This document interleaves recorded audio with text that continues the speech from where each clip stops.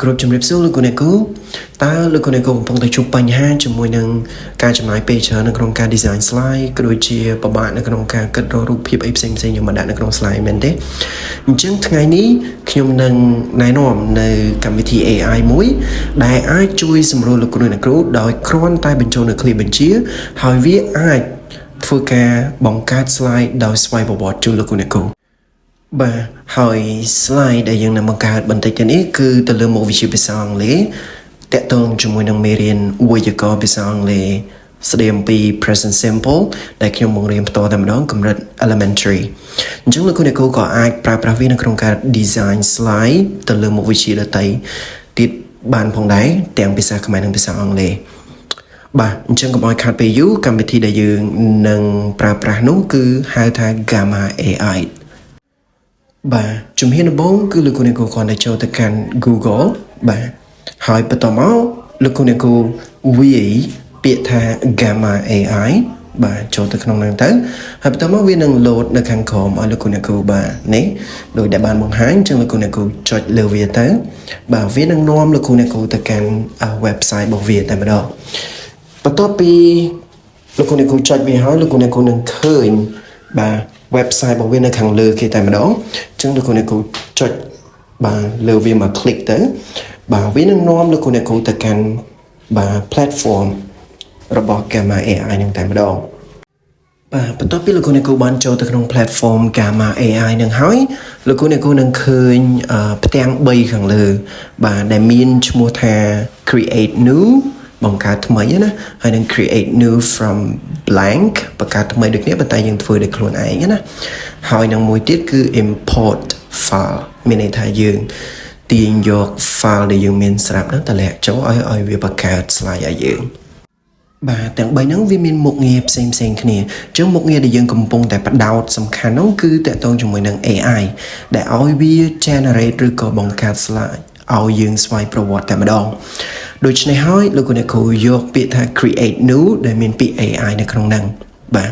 នៅពេលដែលលោកអ្នកគ្រូចុចលើ create new ដែលមានពាក្យ AI នៅក្នុងហ្នឹងហើយវានឹងចេញ platform ឲ្យមួយទៀតបាទហើយ platform មួយទៀតហ្នឹងគឺវាមាន3ជម្រើសឲ្យលោកអ្នកគ្រូទី1វាមាន paste in text generate ហើយនិង import file or URL អ្វីដែលយើងផ្ដោតហ្នឹងគឺផ្ដោតទៅលើ generate បាទមានន័យថាយើងឲ្យវាបង្កើតស្វ័យប្រវត្តិអញ្ចឹងលោកគ្រូចុចលើហ្នឹងមកបាទចុចលើពាក្យ generate ហ្នឹងមកហើយបន្តមកវានឹង load កន្លែងឲ្យយើងវាយបញ្ចូលឃ្លាបញ្ជាបាទត្រង់ហ្នឹងណាបាទដូចខ្ញុំចង្អុលនៅក្នុងវីដេអូអញ្ចឹងបាទត្រង់កន្លែងនេះលោកគ្រូបញ្ចូល command prompt របស់លោកគ្រូមកដូចខ្ញុំអញ្ចឹងខ្ញុំឲ្យវា generate a 45 minute slide presentation about present simple បាទ for elementary student ដែលខ្ញុំបង្រៀនមេរៀនហ្នឹងបាទអញ្ចឹងខ្ញុំឲ្យវា generate ហ្នឹងឲ្យខ្ញុំបាទបន្ទាប់ពី prompt ហើយលោកគ្រូចុចលើពាក្យ generate outline ហ្នឹងមកបាទវានឹង generate slide ជា outline ឲ្យលោកគ្រូមើលបែបនេះបាទដូចលោកគ្រូឃើញនៅក្នុងវីដេអូអញ្ចឹងបាទវា generate ឲ្យយើងមើលហើយបន្តមកលោកគ្រូអាច edit ឬក៏ចង់បន្ថែមបន្ថយឲ្យបានបន្ទាប់ពី scroll ទៅខាងក្រោមលោកគ្រូនឹងឃើញ template ដែលលោកគ្រូអាចជ្រើសរើសពណ៌ slide បាទប្រភេទ slide ដែលលោកគ្រូចង់បានអញ្ចឹងយើងឃើញថាមានច្រើនប្រភេទមែនតើដូច្នេះខ្ញុំជ្រើសរើសយកអាទី2បាទជ្រើសរើសយកទី2 click លើវាទៅហើយបន្តមកចុចពាក្យថា generate បាទលោកគ្រូចុចពាក្យ generate មកដូចនេះវានឹង generate slide ឲ្យលោកគ្រូតែម្ដងបាទនេះឃើញដែលលោកគ្រូឃើញជាក់ស្ដែងបាទ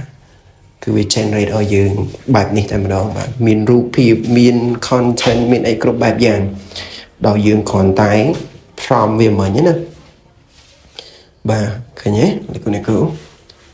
បាទគឺពិតជាអស្ចារ្យមែនទែន AI នេះណាបាទឥឡូវនេះយើងបាន slide របស់យើងហើយដោយលោកគ្រូឃើញជាក់ស្ដែងនៅក្នុងវីដេអូអញ្ចឹងគឺពិតជាតាក់ទាញហើយរស់រវើកមែនតើ slide របស់យើងណាអញ្ចឹងចំណុចបន្ទាប់ហ្នឹងគឺយើងងាកទៅមើលផ្នែកខាងលើបាទយើងឃើញពាក្យថា present មានន័យថាយើងធ្វើបទបង្ហាញលើហ្នឹងពីចុចលើវាមកមានពាក្យថា3 4ដែលយើងជ្រើសរើសអញ្ចឹងកន្លែងយើង present យើងយកពាក្យថា full screen បាទចុចលើហ្នឹងមកវានឹង show slide ដូចលោកគ្រូធ្វើក្នុង PowerPoint បាទ ជាក់ស្ដែងគឺបែបនេះនៅក្នុងវីដេអូណាបាទមើលទៅគឺពិតជាគួរឲ្យតាក់ទាញហើយខ្ញុំជឿជាក់ថាជួយលោកគ្រូអ្នកគ្រូបានច្រើនក្នុងការកាត់បន្ថយពេលវេលារបស់លោកគ្រូអ្នកគ្រូក្នុងការបង្កើត slide បាទបន្ទាប់ពី present ហើយយើងមានពាក្យ share យើងមានពាក្យ theme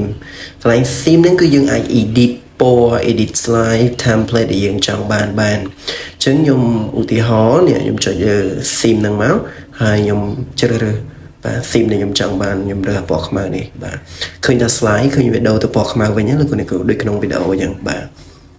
បន្ទាប់មកយើងឈានទៅដល់ចំណុចមួយទៀតគឺកន្លែង tray 3បាទនៅខាងស្ដាំដៃរបស់កន្លែងពាក្យ present លោកគ្រូចុចលើហ្នឹងមកនឹងឃើញពាក្យជាច្រើនបាទអ្វីដែលសំខាន់នោះគឺយើងមើលពាក្យ export បាទ export ហ្នឹងគឺកន្លែងដែលយើង download slide ហ្នឹងយកមកប្រើប្រាស់តែនៅខាងក្រៅក្នុង PowerPoint តែម្ដងចឹងពេលដែលយើងចុចលើពាក្យ export មកវានឹងចេញឲ្យយើង download ជា PDF ឲ្យយើង download ជា PowerPoint ដែលយើងអាច edit បានចឹងលោកគ្រូយកពាក្យកន្លែងយើង export ជា PowerPoint មកបាទដើម្បីយើងអាចយកមក edit បាទនៅពេលដែលលោកគ្រូចុចរួចហើយលោកគ្រូ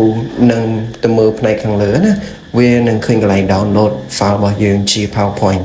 បាទអញ្ចឹងលោកគ្រូអាចចុចលើវាទៅហើយ open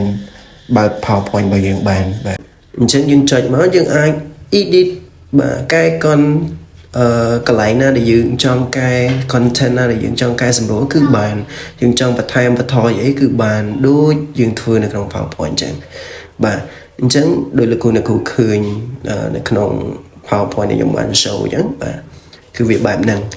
ងាយស្រួលមែនតើបាទលោកគ្រូបាទហើយលោកគ្រូអាច edit font អក្សរនិងរូបភាពទៅតាមតម្រូវការរបស់លោកគ្រូជាក់ស្ដែងបាទ